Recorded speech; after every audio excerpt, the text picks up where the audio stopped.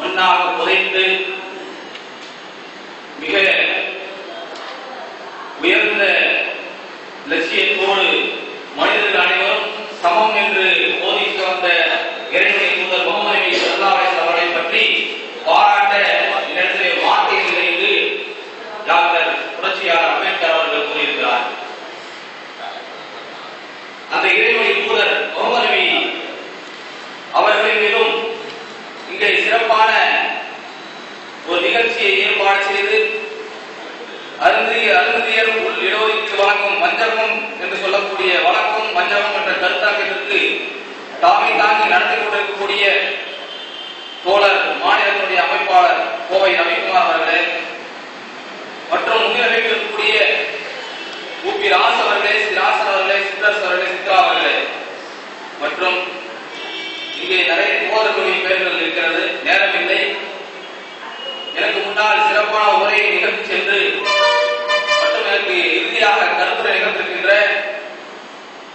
தந்தை பெரியார் கழகத்தினுடைய தோழர் ராமகிருஷ்ணன் அவர்களே, சாகி அறிஞர் சங்கத்தினுடைய தோழர் மதிவண்ணன் அவர்களே, டாக்டர் அம்பேத்கர் கல்வி சங்கத்தினுடைய மற்றும் வேலைவாய்ப்பு மையத்தினுடைய தோழர் நேசன் அவர்களே, நாமக்கல் பேராசிரியர் நீதி சரண் அவர்களே, சிபிஐ தோழர் சந்திரமோகன் அவர்களே மற்றும் இறுதியாக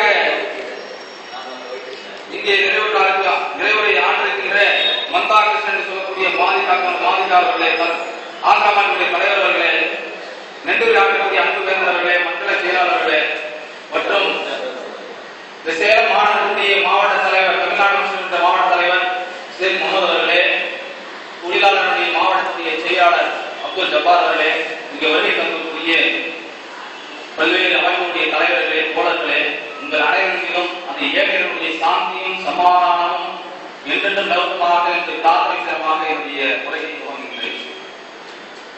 பல்வேறு கருத்துக்களை இங்கே நாளை 10 மணி முதல் மாலை இங்கே தொடர்ந்து நடந்து கொண்டிருக்கிறது. பல்வேறு கருத்துக்களை நாம் தோழருடைய கருத்துக்களை எல்லாம் கேட்டு உள்வாங்கியிருக்கிறீர்கள். நிச்சயமாக ஒரு மிகப்பெரிய ஒரு புரட்சிக்காக தயாராக இருப்பீர்கள் என்று நான் நினைக்கிறேன். அப்படிப்பட்ட ஒரு புரட்சியுடைய விலையை விளைக்கக்கூடிய ஒரு கருத்தரங்கம் தான் இந்த கருத்தரங்கம். ஒரு விழிப்புணர்வு அடைய செய்வதற்கான ஒரு கருத்தரங்கம் இந்த கருத்தரங்கம். இந்த கருத்தரங்கத்தை